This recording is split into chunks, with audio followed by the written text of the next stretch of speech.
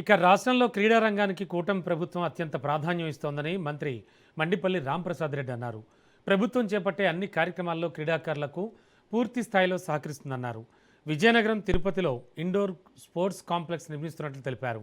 అలాగే విజయవాడలోని ఐజీఎంఎస్ స్టేడియంలో అథ్లెటిక్స్ ట్రాక్స్ను అందుబాటులోకి తీసుకొస్తున్నామని, మెగా డిఎస్సి నిర్వహణలో పథకాలు సాధించినటువంటి 300 మందికి పైగా క్రీడాకారులు, ఉపాధ్యాయ ఉద్యోగాలకు ఎంపికయ్యారని మంత్రి తెలిపారు.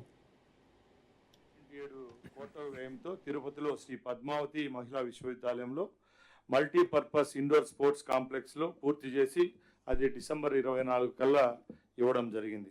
కొత్త ప్రారంభోత్సవాల విషయానికి వస్తే ఖేలో ఇండియా పథకం ద్వారా గవర్నమెంట్ ఆఫ్ ఇండియా సుమారుగా 75 కోట్ల రూపాయలు మంజూరు చేయడం జరిగింది.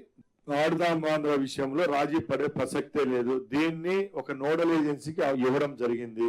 దాని ద్వారా ఇది 1 లక్ష 2 లక్షల కోట్ల రూపాయలు 10 కోట్లకు సంబంధించిన ఇష్యూ కాదు. 100 కోట్లు దాటిందని చెప్పి పత్రికలలో మీడియాలో రావడం జరిగింది. క్రీడా శాఖను కూడా అత్యున్నత స్థాయికి తీసుకొని పోయే పరిస్థితిలో ఈరోజు రాష్ట్రం ఉంది. దానిలో భాగంగానే గత 2 సంవత్సరాలుగా క్రీడా శాఖలో వివిధ మార్పులు చేర్పులు చేయడం జరిగింది. క్రీడలకు సంబంధించి అన్ని కార్యక్రమాల్లో ప్రభుత్వం తోడ్పాటుగా ఉంటూ క్రీడాకారులు. ఇక ఇవి బులెటిన్ విశేషాలు చూస్తూనే ఉండండి రాజ్ న్యూస్.